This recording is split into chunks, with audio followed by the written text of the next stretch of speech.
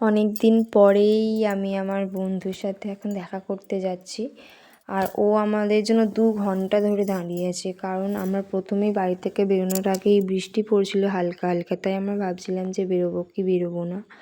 আর বেরোবো কি বেরোবো না ভাবতে ভাবতেই বেরিয়ে গিয়েছিলাম, কারণ অনেক দিন পরে ও এসেছে। আর এখানে ও তো কথাই বলছিল না আমাদের সাথে প্রথমে, কারণ ও 2 ঘন্টা ধরে আমাদের জন্য ওয়েট করছিল।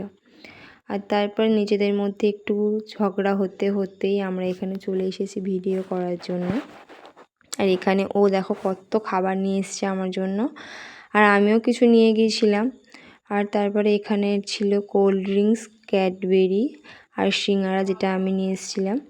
আর এখানে তারপরে খাবারগুলোকে বের করে রেডি করে রাখলাম, কারণ ভিডিও করতে করতে খিদে পেয়ে গেলে একটু খেতে হবে।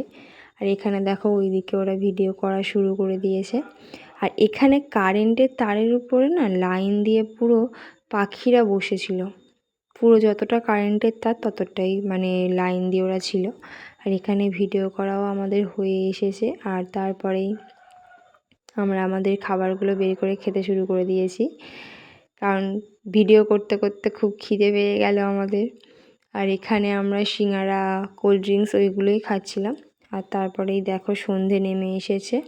আর এখানে সন্ধ্যের ভিউটা না ভীষণ, মানে আমার তো মানে ক্যামেরা থেকে যতটা না সুন্দর লাগছে, সামনে আরও বেশি সুন্দর লাগছিল।